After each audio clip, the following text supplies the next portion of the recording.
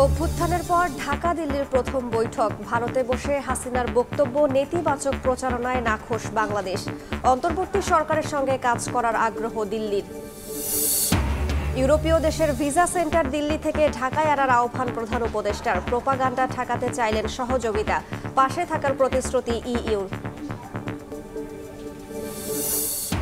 ভারতীয় মিডিয়া ব্যবহার করে দেশ বিরোধী কাজে পলাতক শক্তি বললেন হাসনাত আব্দুল্লাহ। বেনাপোলে প্রতিবাদী পদযাত্রা। আগরতলা অভিমুখে লং মার্চের ডাক বিএনপি ৩ সংগঠনের। দেশে ফিরলেন আরব আমিরাতে ক্ষমা পাওয়া আরও ২৭ বাংলাদেশি। দ্রুত পুনর্বাসনের দাবি। জুলাই অভ্যুত্থানের সমর্থনে বিক্ষোভ করে হয়েছিলেন দণ্ডিত। এবং টানা দ্বিতীয়বারের মতো যুব এশিয়া কাপ জয় করে রাজস্বিক প্রত্যাবর্তন বাংলাদেশের। বিমানবন্দরে বরণ শিরোপা জয়ীদের।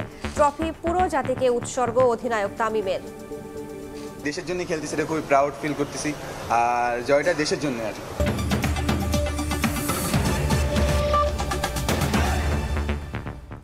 প্রবাসের সময়ের সঙ্গে আছি আমি রাইসা জান্নাত। ভারতে বসে শেখ হাসিনার বক্তব্য দেশটির গণমাধ্যমে বাংলাদেশ বিরোধী অপপ্রচার ও অভ্যন্তরীণ বিষয়ে নাক গলানো পছন্দ করছে না ঢাকা। ৫ আগস্টের পর প্রথম বৈঠকেই দিল্লিকে এ বার্তা দিলেন পররাষ্ট্র সচিব। অন্যদিকে ভারতের পররাষ্ট্র সচিব বললেন, দুই দেশের জনগণের স্বার্থে অন্তর্বর্তীকালীন সরকারের সঙ্গে কাজ করতে চায় দিল্লি। একদিনের সফর শেষে সোমবার সন্ধ্যায় ঢাকা ছাড়েন তিনি। ৫ আগস্ট পট পরিবর্তনের পর প্রথমবারের মতো উচ্চ পর্যায়ের আলোচনায় বসল বাংলাদেশ ও ভারত। ঢাকা দিল্লি সম্পর্ক যখন চ্যালেঞ্জিং সময় পার করছে, তখন সফরে এলেন ভারতের পররাষ্ট্র সচিব বিক্রম মিশ্রি। সোমবার সকাল 8:30টায় ঢাকায় অবতরণের পর 11টায় রাষ্ট্রীয় অতিথি ভবন পদ্মায় দ্বিপাক্ষিক বৈঠকে বসেন তিনি। 4.25 ঘন্টার দীর্ঘ বৈঠকে সম্পর্কের টানাপোড়েন নিয়ে খোলামেলা আলোচনা হয় দুই দেশের পররাষ্ট্র সচিবের মধ্যে। উঠে আসে অভিন্ন পানি বন্টন, সীমান্ত হত্যা বন্ধ, ভিসা কার্যক্রম স্বাভাবিক করা সহ বিভিন্ন বিষয়। পররাষ্ট্র সচিব জসিমউদ্দিন বলেন, ভারতে বসে শেখ হাসিনার বক্তব্য দেওয়া, দেশটির গণমাধ্যমে বাংলাদেশ বিরোধী অপপ্রচার এবং অভ্যন্তরীণ বিষয়ে দিল্লির নাক গলানোর বিষয়গুলো ঢাকা পছন্দ করছে না। প্রাক্তন প্রধানমন্ত্রী তিনি ভারত অবস্থান করে যে সমস্ত বক্তব্য রাখছেন, সেই বক্তব্যের প্রতি আমরা তাদের দৃষ্টি আকর্ষণ করেছি। আপনারা গতকালে শুনেছেন তিনি একটি বক্তব্য দিয়েছেন এবং সেই বক্তব্যটি সরকার পছন্দ করছেন না। এবং তারা যে কথাটা বলেছেন যে হার presence does not have any bearing on our relations. এর আগে সাংবাদিকদের ভারতের পররাষ্ট্র সচিব জানান, দুই দেশের জনগণের স্বার্থে অন্তর্বর্তী সরকারের সাথে কাজ করতে চায় Delhi. There is no reason why this mutually beneficial cooperation should not continue to deliver in the interests of both our peoples.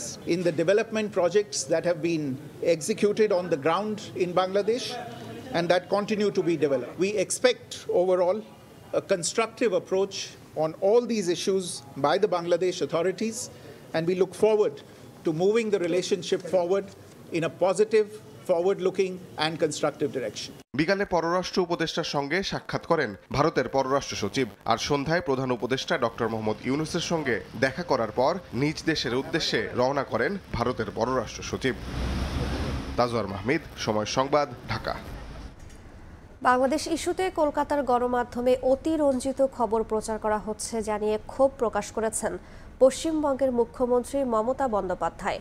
ভারতের একটি রাজনৈতিক দল এ ধরনের ভিডিও ছড়ানোর সঙ্গে জড়িত বলেও অভিযোগ করেন তৃণমূল নেত্রী। একই সঙ্গে রাজ্যে যে কোনো ধরনের সাম্প্রদায়িক সম্প্রীতি বিনষ্ট করার চেষ্টা করা হলে সেটি কঠোর হাতে দমন করার হুঁশিয়ারি দেন মমতা। সোমবার বিধানসভার শীতকালীন অধিবেশনে তিনি আরও বলেন, ঢাকা দিল্লির সম্পর্ক কি হবে সেটি কেন্দ্রীয় সরকার নির্ধারণ করবে। এবং যারা সমাজের বোঝা, সুতরাং এই ব্যাপারটিকে এই অ্যাঙ্গেল থেকে, দাঙ্গা কখনো হিন্দু করে না, দাঙ্গা কখনো মুসলমান করে না, দাঙ্গা কখনো শিখ করে না, দাঙ্গা কখনো খ্রিস্টান করে না। দাঙ্গা করে কতিপয় সমাজ বিরোধী এবং যারা সমাজের বোঝা। কয়েকটি মিডিয়া, আই মাস্ট সে, আমি অ্যাপিল করছি তাদের কাছে, অনেকগুলো ফেক ভিডিও বাজারে চলছে। কোনো একটা পলিটিক্যাল পার্টির পক্ষ থেকে কিছু ফেক ভিডিও চালিয়ে আগুন লাগাবার চেষ্টা করা হচ্ছে। প্লিজ দয়া করে, অনুগ্রহ করে উভয় সম্প্রদায় এর থেকে বিরত থাকুন। বাংলাদেশ নিয়ে চলা অপপ্রচার রুখতে এবার ইউরোপীয় ইউনিয়নের সহায়তা চাইলেন প্রধান উপদেষ্টা। সোমবার সকালে ইইউভুক্ত ১৯ দেশের রাষ্ট্রদূতের সঙ্গে বৈঠকে এই আহ্বান জানিয়েছেন ডক্টর ইউনূস। বৈঠকে নির্বাচন সহ অন্যান্য ইস্যুতেও অন্তর্বর্তী সরকারের সঙ্গে কাজ করতে আগ্রহের বিষয়টি তুলে ধরেন রাষ্ট্রদূতরা। এ সময় ইউরোপীয় দেশের ভিসা সেন্টার দিল্লি থেকে ঢাকায় আনার আহ্বান জানান প্রধান উপদেষ্টা। অন্তর্বর্তী সরকারের প্রধান উপদেষ্টা ডক্টর মোহাম্মদ ইউনূসের সঙ্গে বৈঠক করলেন ইউরোপীয় ইউনিয়নভুক্ত ১৯ দেশের রাষ্ট্রদূত। সরকার প্রধান হিসেবে দায়িত্ব নেওয়ার পর একসঙ্গে এত দেশের প্রতিনিধির সঙ্গে এটি প্রথম বৈঠক ডক্টর ইউনূসের। তেজগাঁওয়ে প্রধান উপদেষ্টার কার্যালয়ে দুপুরে এই বৈঠক শুরু হয়ে চলে প্রায় ৩ ঘণ্টা। এতে অংশ নেন ফ্রান্স, জার্মানি, ইতালি, সুইডেন সহ ইইউভুক্ত ১৯ দেশের আবাসিক অনাবাসিক দূতরা। বৈঠকে বাংলাদেশের নির্বাচন, রাষ্ট্রীয় সংস্কার, রোহিঙ্গা সংকট ও জলবায়ু ইস্যুতে আলোচনা হয়। বৈঠকে কূটনীতিকদের পক্ষে নেতৃত্ব দেন ঢাকায় নিযুক্ত ইউ এর হেড অব ডেলিগেশন। দীর্ঘ এই আলোচনায় ডক্টর ইউনূস কূটনৈতিক প্রতিনিধিদের বক্তব্য শোনেন। এ সময় মিলার বলেন, অন্তর্বর্তী সরকারের সঙ্গে কাজ করতে আগ্রহী তারা।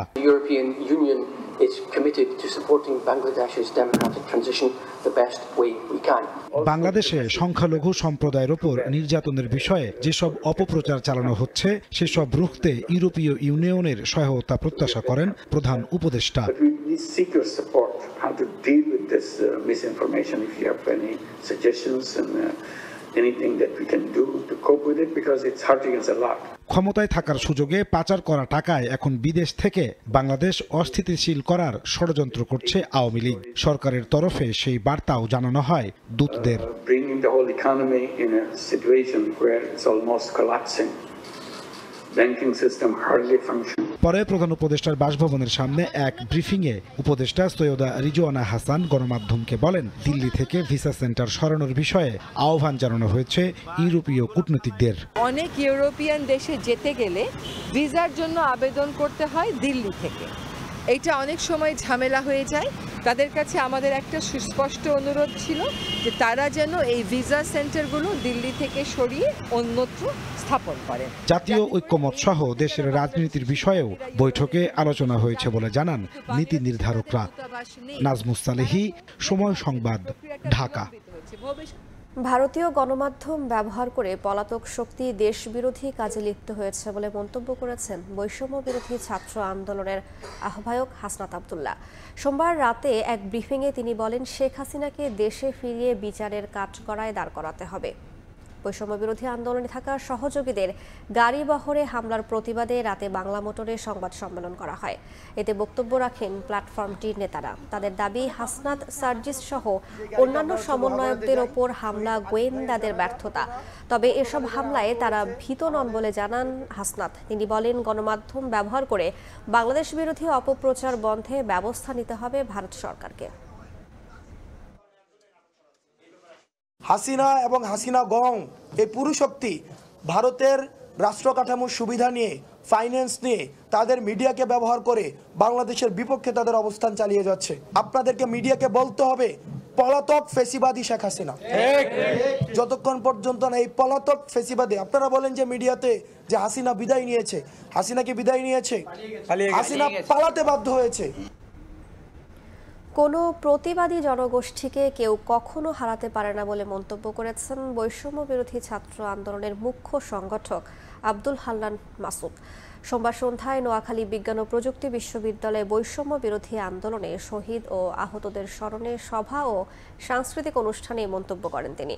এতে বিশ্ববিদ্যালয়ের উপাচার্য, প্রক্টর সহ উপস্থিত ছিলেন বিভিন্ন বিভাগের শিক্ষক, শিক্ষার্থীরা।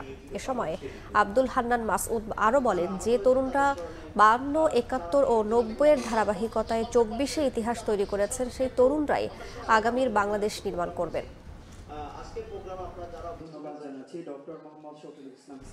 এখনো যদি রাস্তায় চলার ক্ষেত্রে চাঁদা দিতে হয়, আপনাদের যদি বাধা দেওয়ার জন্য সেই সাহসটা না থাকে, তাহলে এই বাংলাদেশ কখনো পরিবর্তন হবে না। 24 এসে যারা জীবন বাজি রেখে লড়াই করেছে তাদেরকে অ্যাকসেপ্ট করে দিয়ে নতুন সেই ধান্দাবাজরা, সেই চাটুকাররা আবার ক্ষমতায় যাওয়ার জন্য ক্ষমতা লিপসায় তারা সারা দেশে এক ধরনের বিভাজনের রাজনীতি শুরু করেছে। আগামী বাংলাদেশ বিনির্মাণ যদি 24-এর বিপ্লবীরা করতে না পারে, এই 24-এর বিপ্লবীদেরকে যদি বাংলাদেশ পুনর্গঠনের ভূমিকা থেকে বঞ্চিত করা হয়, আবার আরেকটি 2024-এর জন্য অপেক্ষা করতে হবে। ভারতীয় আগ্রাসন ও অপপ্রচারের প্রতিবাদে যশোর থেকে বেনাপোল সীমান্ত পর্যন্ত পদযাত্রা করেছে বৈষম্য বিরোধী ছাত্র সমাজ। সোমবার দুপুরে এ পদযাত্রায় অংশ নেন শিক্ষার্থীরা। বক্তারা বলেন, ঢাকা দিল্লির সম্পর্কে ফাটল ধরাতে চক্রান্ত চললেও তা সফল হবে না। এ সময় সীমান্তে অপ্রীতিকর ঘটনা এড়াতে জোরদার করা হয় নিরাপত্তা। বেনাপোল প্রতিনিধি আজিজুল হকের তথ্য ও শাওন হোসেনের ছবিতে রিপোর্ট। অভ্যুত্থানের পর থেকেই ঢাকা দিল্লির সম্পর্কে চলছে টানাপোড়েন। এ প্রেক্ষাপটে ভারতীয় আগ্রাসন ও অপপ্রচারের প্রতিবাদে সোমবার যশোর থেকে বেনাপোল সীমান্ত পর্যন্ত পদযাত্রা করেছে বৈষম্য বিরোধী ছাত্র সমাজ। এতে অংশ নেন বিভিন্ন শিক্ষা প্রতিষ্ঠানের শত শত শিক্ষার্থী। তারা অভিযোগ করেন, ভারতে বসে দেশবিরোধী ষড়যন্ত্র করছেন শেখ হাসিনা। হাসিনা চলে গেছে, কিন্তু সে প্রতিদিন যে প্রেসক্রিপশন পাঠায়, বন্যা প্রেসক্রিপশন, আমাদের লঘু সম্প্রদায়ের উপরে যে অত্যাচারের প্রেসক্রিপশন এবং আমাদের প্রত্যেকটা সময় নৈরাজ্য সৃষ্টি করার যে প্রেসক্রিপশন, এর বিরুদ্ধে প্রতিবাদের জন্যই কিন্তু আজকে আমরা এখানে আসছি। ফ্যাসিস্ট আওয়ামী লীগ সরকারের যে বিভিন্ন দালাল চক্র আছে, বিভিন্ন দোসর আছে, তারা বিভিন্ন প্রোপাগান্ডার মাধ্যমে যে আমাদের হিন্দুদের উপরে যে অত্যাচার হচ্ছে, এমন একটি মিথ্যাচার এবং গুজব রচনা করছে, এটা আর আমরা তীব্র নিন্দা প্রতিবাদ জানাচ্ছি। দুই দেশের সম্পর্কে ফাটল ধরাতে নানা ধরনের চক্রান্ত চলছে, তবে এই অপচেষ্টা সফল হবে না বলে মনে করেন তারা। আপনারা যতই উস্কানি দিন, আমাদের এই সাম্প্রদায়িক সম্প্রীতিতে ফাটল ধরাতে আপনারা পারবেন না। এবং বাংলাদেশের জনগণ, হিন্দু মুসলিম সকলে ঐক্যবদ্ধ আছে। সার্বভৌমত্বে যদি কোনো রকম হামলা হয়, বাংলাদেশের ছাত্র জনতা একত্রে তাদের সকলকে রুখে দেবে। দেশের সার্বভৌমত্ব রক্ষায় জীবন দিতে প্রস্তুত থাকার কথা জানান শিক্ষার্থীরা। সময় সংবাদ, বেনাপোল। ভারতীয় আগ্রাসনের প্রতিবাদে 11 ডিসেম্বর ঢাকা থেকে আগরতলা অভিমুখে যৌথ লং মার্চ কর্মসূচি ঘোষণা করেছে ছাত্রদল, যুবদল ও স্বেচ্ছাসেবক দল। সোমবার সকালে নয়াপল্টনে এক সংবাদ সম্মেলনে এই কর্মসূচি ঘোষণা করা হয়। এদিকে জাতীয় প্রেস ক্লাবে এক অনুষ্ঠানে বিএনপির সিনিয়র নেতারা জানান, বাংলাদেশ ইস্যুতে রাজনৈতিক দলগুলো এক হয়ে কাজ করছে। ভারতীয় আগ্রাসন বিরোধী যৌথ পদযাত্রার দুদিন পরই ঢাকা থেকে আগরতলা অভিমুখে লং মার্চ কর্মসূচির ঘোষণা এলো সোমবার যুবদল, স্বেচ্ছাসেবক দল ও ছাত্র দলের পক্ষ থেকে। নয়াপল্টনে সংবাদ সম্মেলন করে কর্মসূচি ঘোষণা করেন যুবদল সভাপতি। বাংলাদেশ জাতীয়তাবাদী যুবদল, স্বেচ্ছাসেবক দল এবং ছাত্রদল, এই তিন অঙ্গ সংগঠনের ভারতীয় আগ্রাসনের বিরুদ্ধে আমরা জনগণকে ঐক্যবদ্ধ করে 11 ডিসেম্বর সকাল 8টায় পল্টন থেকে জমায়েত হয়ে আমরা এখান থেকে আমাদের লং মার্চ, শান্তিপূর্ণ লং মার্চ আমরা ইনশাআল্লাহ আগরতলা অভিমুখে আখাউড়া সীমান্ত পর্যন্ত আমরা যাব। এদিন প্রেস ক্লাবে এক আলোচনা সভায় রাজনৈতিক দলগুলোর মধ্যে ঐক্য আছে জানিয়ে বিএনপির সিনিয়র নেতা গয়েশ্বরচন্দ্র রায় বলেন, ভারতীয় মিডিয়ার প্রভাব পড়বে না দেশে, কেননা সাম্প্রদায়িকতা ইস্যুতে বাংলাদেশ ভালো অবস্থানে। ভারতকে ভাবতে হবে এই সাউথ ইস্ট এশিয়া সকল দেশ ছাড়া উনি একা একা কিভাবে চলবে। সে রাজনৈতিক দল নিয়ে চলবে না, জনগণ নিয়ে চলবে। সকল রাজনৈতিক দল কিন্তু একত্রিত হয়েছে এবং each and everybody can realize the action of India. এদিকে ইকোনমিক রিপোর্টার্স ইউনিটি ইআরএফ মিলনায়তনে আয়োজিত এক অনুষ্ঠানে বিএনপির ভাইস চেয়ারম্যান আব্দুল আউয়াল মিন্টু বলেন, দ্রুত নির্বাচনের রোডম্যাপ দেয়া হলে কেটে যাবে দেশের সংকট। সব সংস্কার কি ওনারা করতে পারবেন আমার তো মনে হয় না। অতএব আমরা চাই যে ওনারা যেভাবে আগে কথাটা বলছেন যে ডিসেম্বর মাসের মধ্যে সংস্কার প্রস্তাবগুলো আসুক, তারপরে এই সংস্কার নিয়ে একটা সব দলের সাথে ওনারা কথা বলুক, একটা ঐক্যমত্যে পৌঁছাক এবং একটা টাইম ঠিক করুক কখন ইলেকশনটা দিবে। শেখ হাসিনার কাছ থেকে সুবিধা নেওয়া ব্যক্তিরা এখনও তার পক্ষে কাজ করছে বলেও অভিযোগ করেন বিএনপি নেতারা। বিগত সরকারে একটা গোষ্ঠী দ্বারা পরিচালিত ছিল। কামরুজ্জামান মামুন, সময় সংবাদ, ঢাকা। জরুরি সংস্কার কাজ শেষ করে আগামী 3 থেকে 4 মাসের মধ্যেই নির্বাচন করা সম্ভব। বাড়ি বাড়ি গিয়ে ভোটার তালিকা না করে প্রযুক্তির সহায়তা নিয়ে হালনাগাদ করতে পারে নির্বাচন কমিশন। সোমবার বিকেলে গুলশানে চেয়ারপারসনের কার্যালয়ে সংবাদ সম্মেলনে কথা বলেন বিএনপির সংবিধান সংস্কার কমিটির সদস্যরা। তারা বলেন, প্রত্যেক প্রার্থীর জন্য লেভেল প্লেইং ফিল্ড নিশ্চিত করতে ইসিকে আরও শক্তিশালী করতে হবে। এছাড়া আওয়ামী লীগ আমলে প্রশ্নবিদ্ধ নির্বাচনে জড়িত কর্মকর্তাদের আগামী নির্বাচনে কোনো দায়িত্বে না রাখতে কমিশনের কাছে প্রস্তাব দেওয়ার কথা জানান হয়।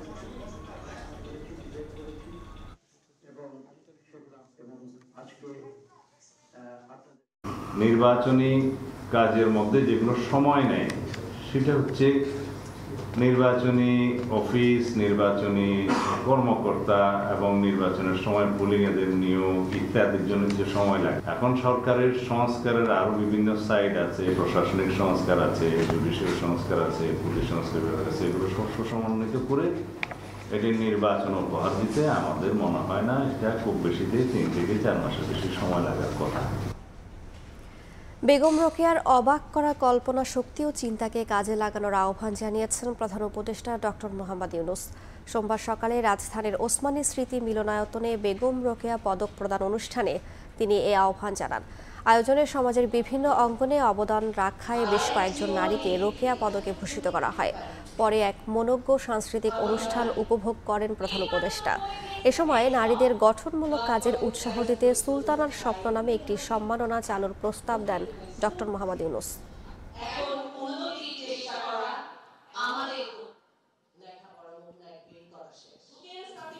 তার কল্পনা শক্তি আমাকে অবাক করে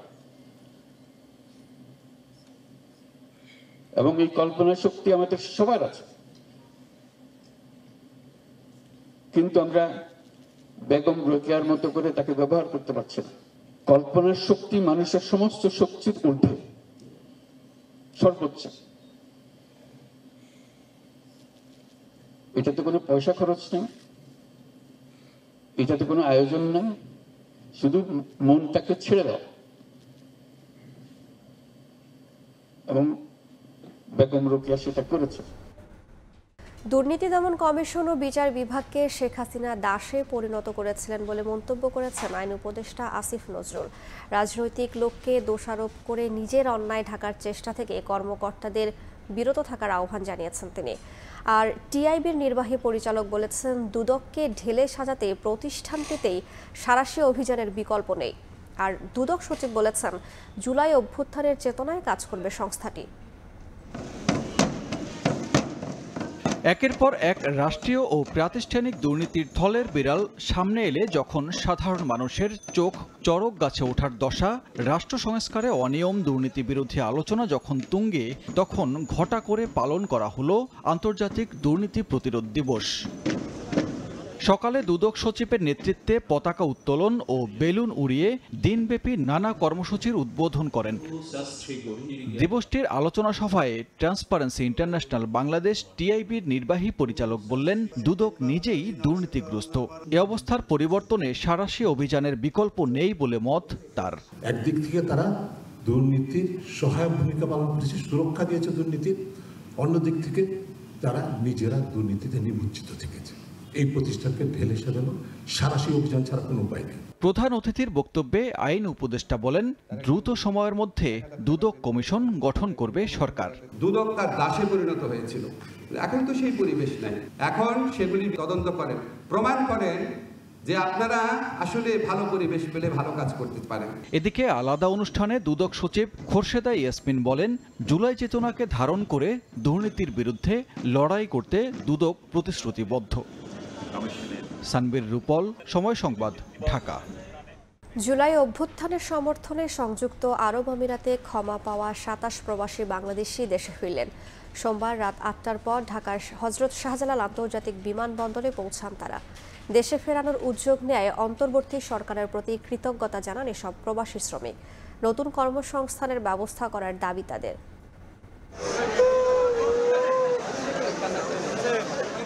এই অশ্রু দেশের মাটিতে ফিরে আসার, এই আনন্দাশ্রু পরদেশের কারাগার থেকে মুক্তি পাবার। সোমবার রাত 8টার পর হযরত শাহজালাল আন্তর্জাতিক বিমানবন্দরে ফেরেন জুলাই আন্দোলনে আরব আমিরাতে আটক 27 প্রবাসী বাংলাদেশি। অন্তর্বর্তী সরকারের বিশেষ উদ্যোগে দেশটির কর্তৃপক্ষ তাদের ক্ষমা ঘোষণা করে দেশে পাঠিয়েছে।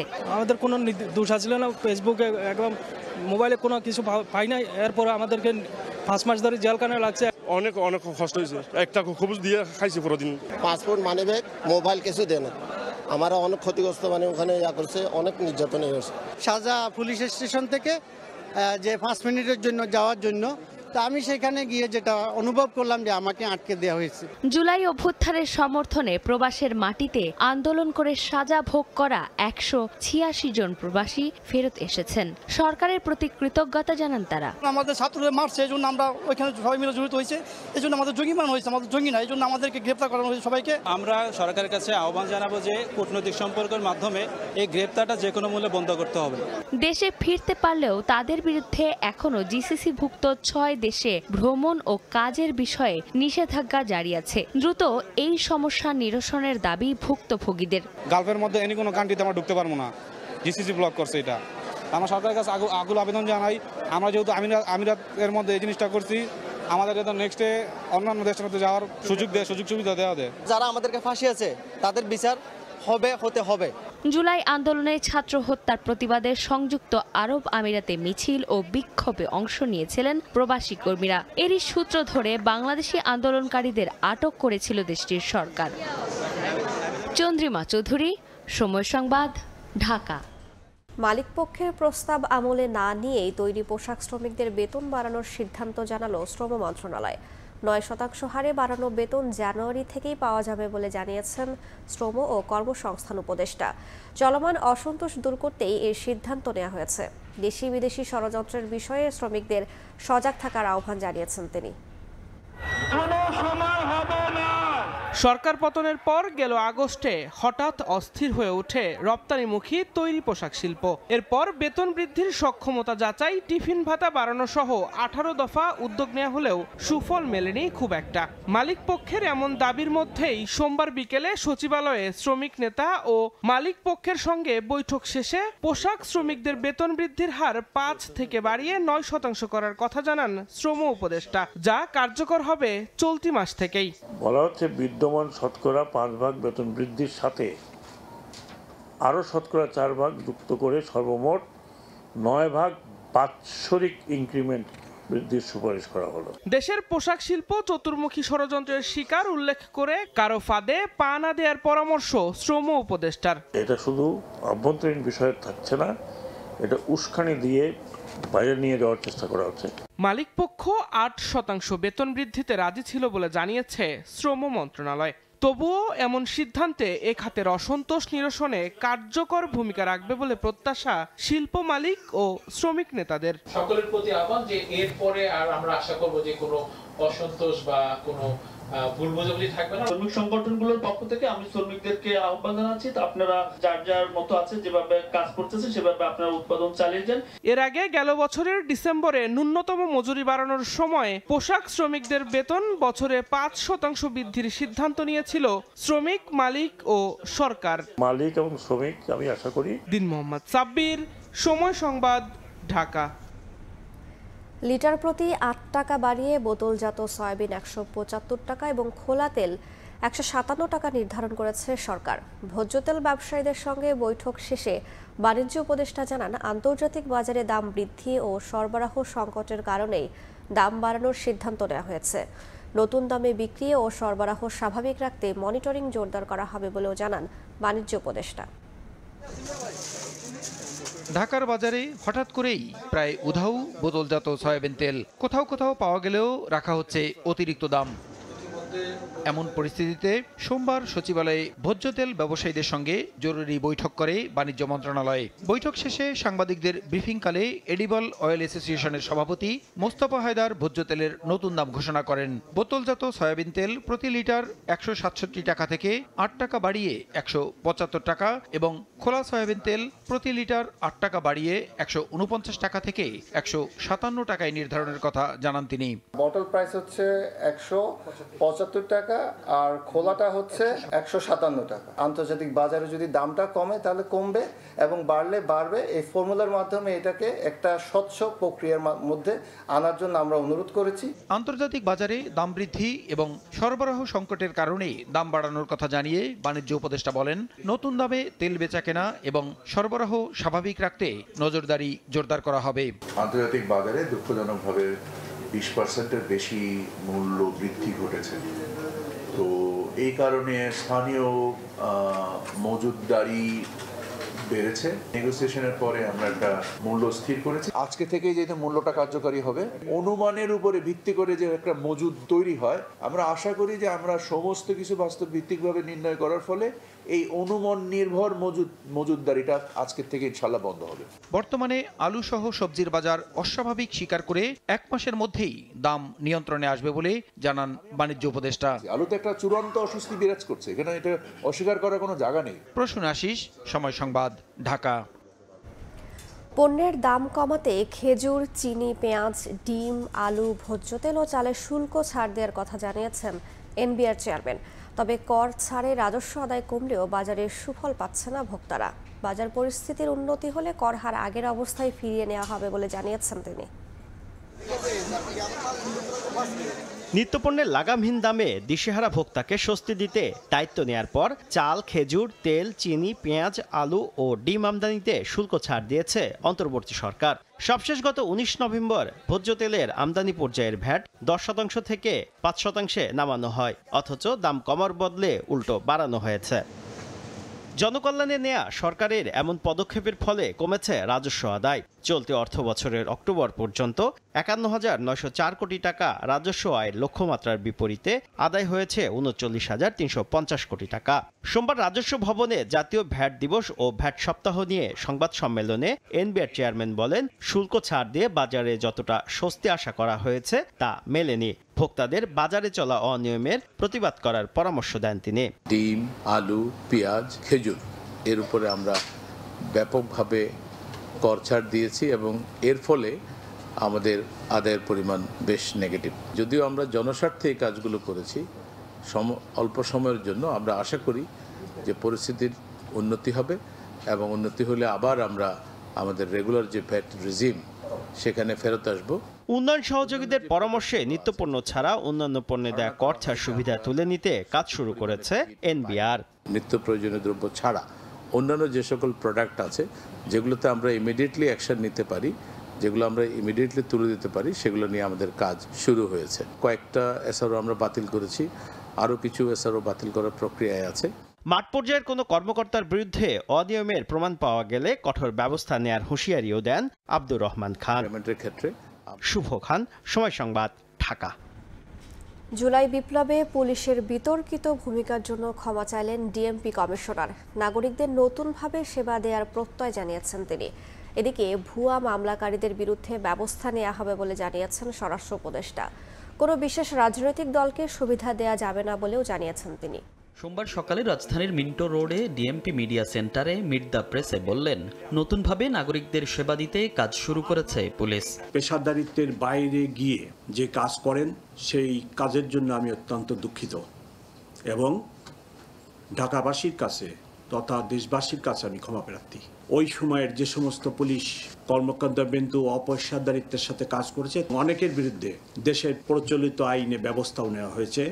এদিকে ছাত্র জনতার আন্দোলন ঘিরে ভুয়া মামলাকারীদের বিরুদ্ধে ব্যবস্থা নেওয়া হবে বলে হুঁশিয়ারি দিয়েছেন স্বরাষ্ট্র উপদেষ্টা।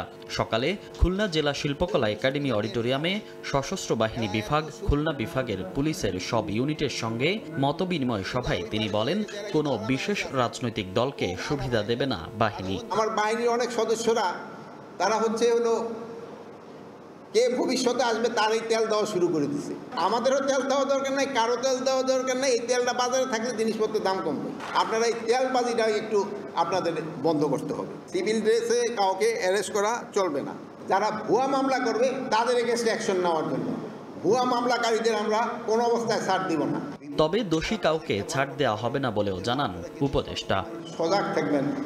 মনির হোসাইন, সময় সংবাদ, ঢাকা। কিশোরগঞ্জের মিঠামইনে সাবেক ডিবি প্রধান হারুনুর রশিদের মালিকানাধীন প্রেসিডেন্ট রিসোর্টে অভিযান চালিয়েছে এনবিআর। সোমবার বিকেলে ঢাকা থেকে আসা সংস্থাটির একটি দল অভিযান চালায়। রিসোর্টের বিভিন্ন কক্ষসহ তল্লাশি চালানো হয় আশপাশেও। এনবিআরের পরিচালক চাঁদ সুলতানা চৌধুরীর নেতৃত্বে অভিযানে অংশ নেন সেনাবাহিনী ও পুলিশ সদস্যরা। প্রায় 1.5 ঘণ্টা ব্যাপী অভিযানে রিসোর্ট থেকে 4টি কম্পিউটারের হার্ড ডিস্ক ও বেশ কিছু নথিপত্র জব্দ করা হয়। রাজস্ব ফাঁকির অভিযোগে তদন্তের অংশ হিসেবে অভিযান চালানো হয় বলে জানান এনবিআর পরিচালক চাঁদ সুলতানা চৌধুরানী। নারায়ণগঞ্জে 1000 অবৈধ গ্যাস সংযোগ বিচ্ছিন্ন করেছে তিতাস গ্যাস। জেলা প্রশাসনের নির্বাহী ম্যাজিস্ট্রেটের সোমবার দুপুরে রূপগঞ্জ উপজেলার মৈকুলি এলাকায় 2টি স্থানে এই অভিযান চালানো হয়। এ সময় 2 কিলোমিটার বিস্তৃত কয়েকটি গ্রামের 500 বাড়ির 1000 অবৈধ সংযোগ বিচ্ছিন্ন করা হয়। জব্দ করা হয় বিপুল পরিমাণ অবৈধ পাইপ ও রাইজার। পরে বিচ্ছিন্নকৃত সংযোগগুলো পুনরায় স্থাপন রোধে তিতাসের মূল বিতরণ সংযোগ স্থলগুলো স্থায়ীভাবে সিলগালা করে দেওয়া হয়।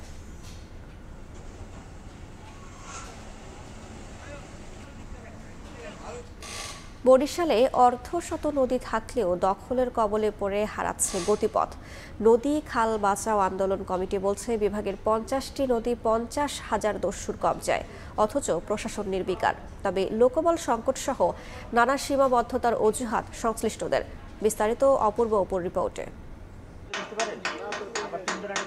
বাঁশের বেড়া দিয়ে বালু ও মাটি ফেলে কীর্তনখোলা দখল করে গড়ে তোলা হয়েছে ব্যবসা প্রতিষ্ঠান সহ বিভিন্ন স্থাপনা।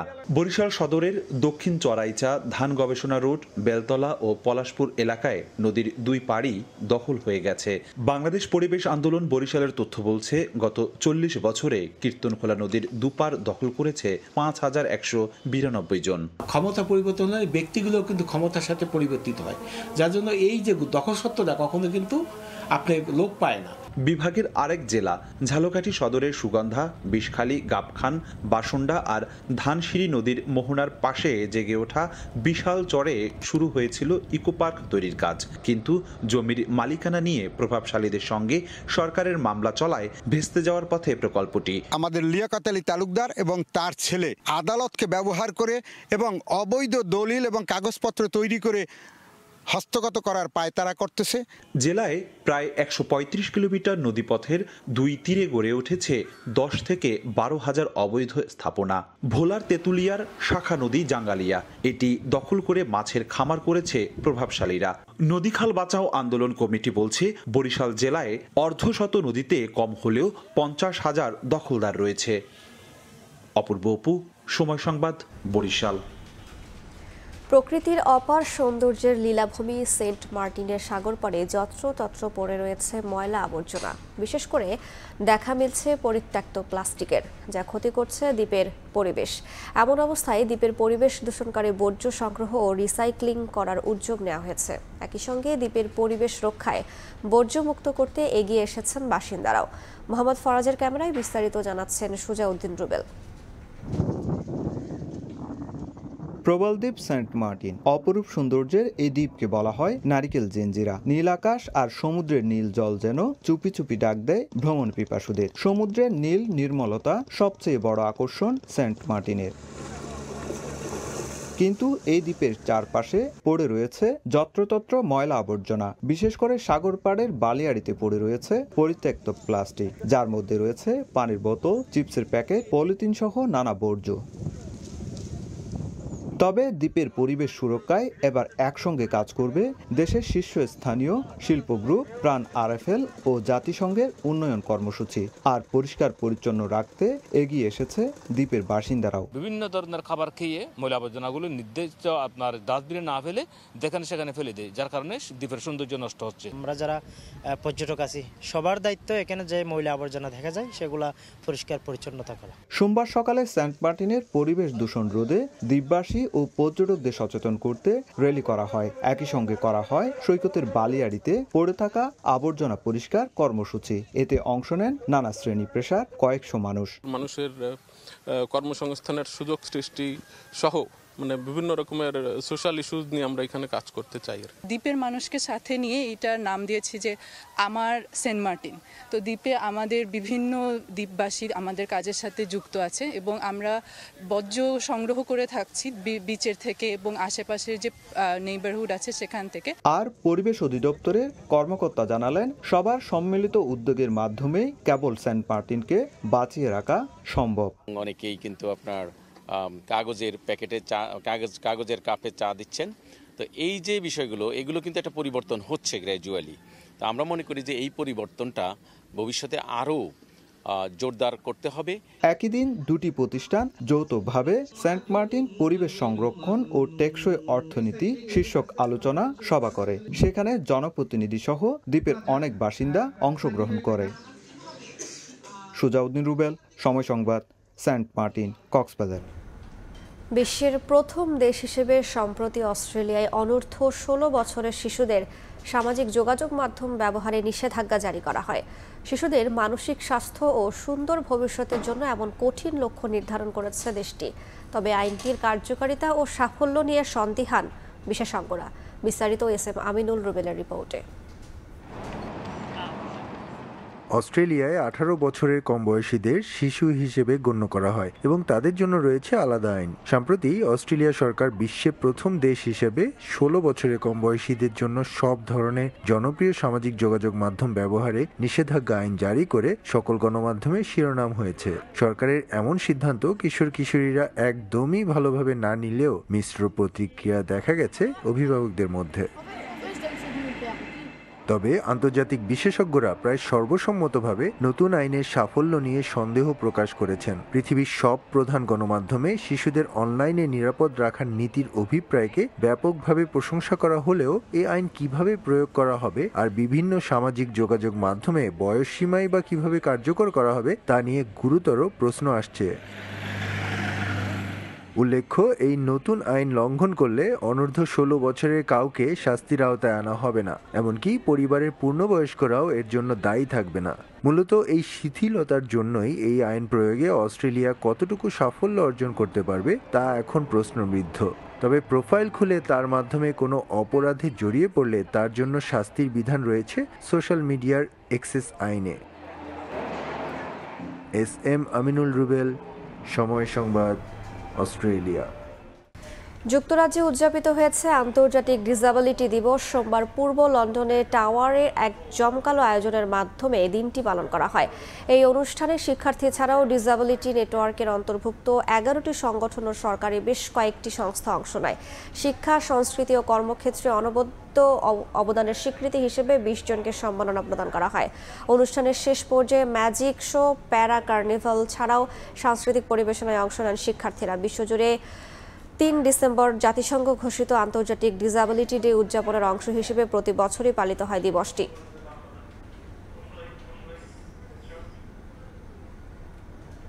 যুব এশিয়া কাপের শিরোপা জিতে দেশে ফিরেছে বাংলাদেশ অনূর্ধ্ব 19 ক্রিকেট দল। এই শিরোপা গোটা বাংলাদেশকে উৎসর্গ করেছেন ইয়াং টাইগার অধিনায়ক আজিজুল হাকিম তামিম। এখান থেকে অনুপ্রেরণা নিয়ে ভালো করতে চান 2026 বিশ্বকাপে।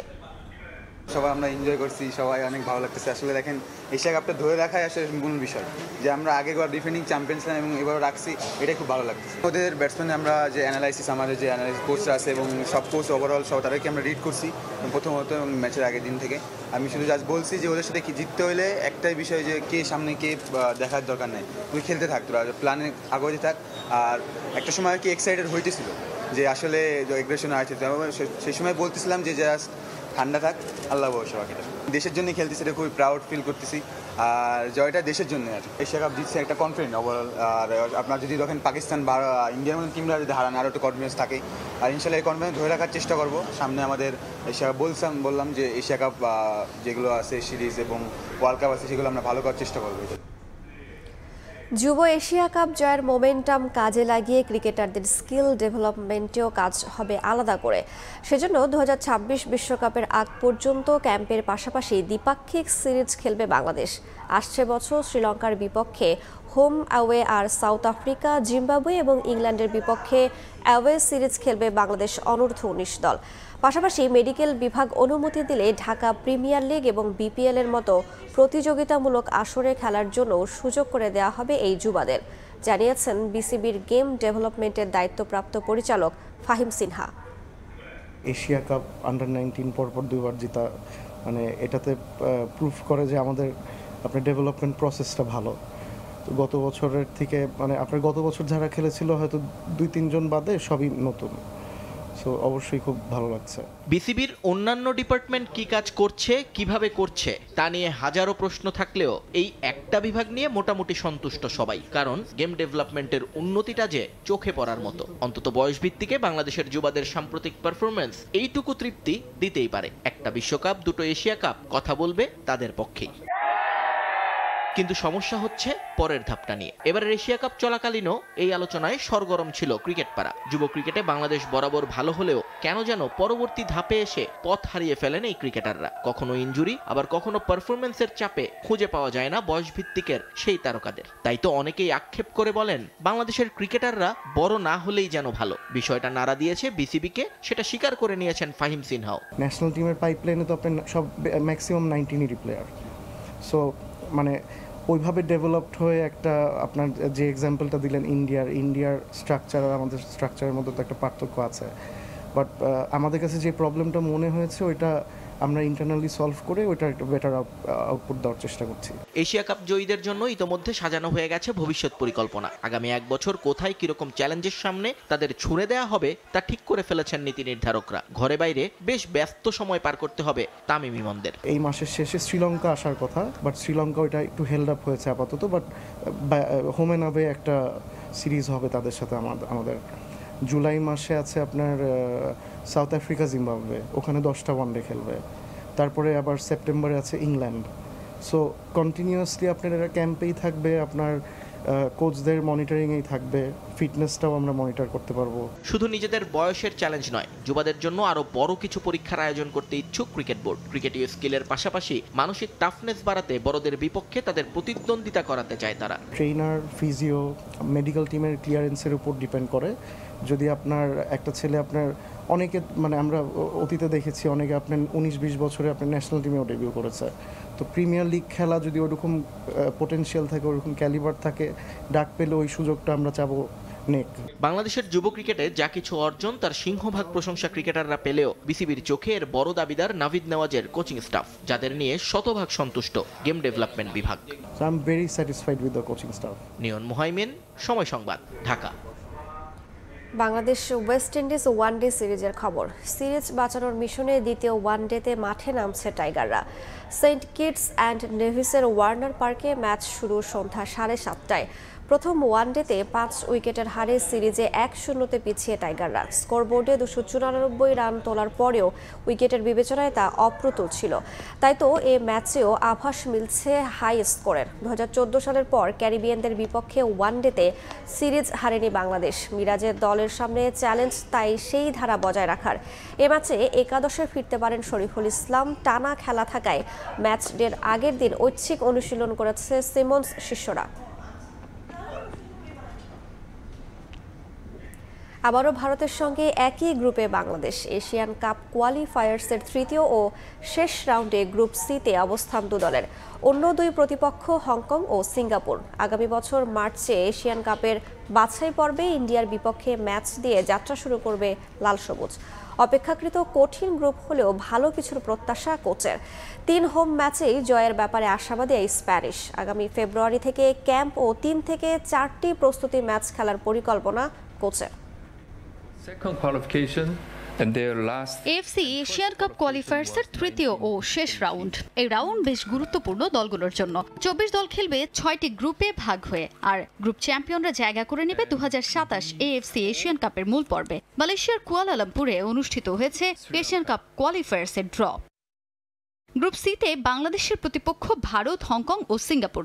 অপেক্ষাকৃত কঠিন গ্রুপে র্যাঙ্কিংয়ের ভিত্তিতে হোম ও অ্যাওয়ে ম্যাচ খেলবে এই 4 দল। সেখানে আগামী বছর মার্চে ভারতের বিপক্ষে অ্যাওয়ে ম্যাচ দিয়ে শুরু হবে বাংলাদেশের এই যাত্রা।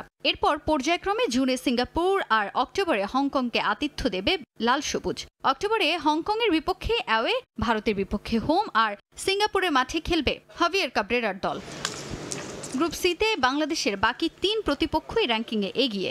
সাম্প্রতিক সময়ে ভারত বাংলাদেশ ম্যাচের উত্তাপ ভিন্ন রকম। তাই ভারতের বিপক্ষে ম্যাচ নিয়ে বাড়তি রোমাঞ্চ বাংলাদেশ কোচ হাভিয়ের কাবরেরার। হোম ম্যাচগুলোতে পূর্ণ 3 পয়েন্ট সংগ্রহের লক্ষ্য বাংলাদেশ দলের। Very exciting group. We have 3 teams that we are going to have the chance to play 6 games that definitely we can compete in all of them. Very exciting. We were looking forward to facing them in the final of the last half. It's always a very special game. In India, Hong Kong is very similar, even Singapore. We are very strong at home, and that has to be our biggest strength, has to be that we have to be very, very reliable in our home games.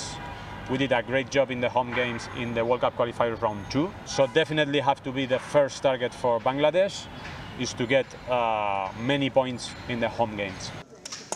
এদিকে Asian cup কোয়ালিফায়ার্সের যাত্রা শুরুর আগে নিজেদের ঝালিয়ে নিতে চায় বাংলাদেশ। অন্তত 5 সপ্তাহ আগে ক্যাম্প শুরুর লক্ষ্য তাদের। 3 থেকে 4টি প্রস্তুতি ম্যাচ খেলে বাছাই পর্বে দল নামাতে চান Spanish coach.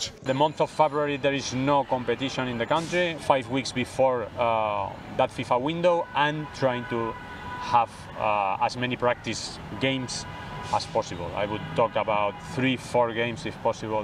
Let's see. I still have the contract until the end of the month. I still have time to discuss until the contract expires, but I'm positive. আগামী বছর 25 মার্চ ভারতের বিপক্ষে ম্যাচ দিয়ে শুরু হবে বাংলাদেশের এশিয়ান কাপ কোয়ালিফায়ার্সের মিশন। তাজিন খন্দকার, সময় সংবাদ, ঢাকা। এ পর্যায়ে শীর্ষ সংবাদগুলো জানিয়ে দিচ্ছি আরেকবার। অভ্যুত্থানের পর ঢাকা দিল্লির প্রথম বৈঠক, ভারতে বসে হাসিনার বক্তব্য, নেতিবাচক প্রচারণায় নাখোশ বাংলাদেশ, অন্তর্বর্তী সরকারের সঙ্গে কাজ করার আগ্রহ দিল্লির। ইউরোপীয় দেশের ভিসা সেন্টার দিল্লি থেকে ঢাকায় আনার আহ্বান প্রধান উপদেষ্টার, প্রোপাগান্ডা ঠেকাতে চাইলেন সহযোগিতা, পাশে থাকার প্রতিশ্রুতি ইইউর। এবং টানা দ্বিতীয়বারের মতো যুব এশিয়া কাপ জয় করে রাজস্বিক প্রত্যাবর্তন বাংলাদেশের, বিমানবন্দরে বরণ শিরোপা জয়ীদের, ট্রফি পুরো জাতিকে উৎসর্গ অধিনায়ক তামিমের। দেশের জন্য খেলতেছি, এটা খুবই প্রাউড ফিল করতেছি, আর জয়টা দেশের জন্য। আর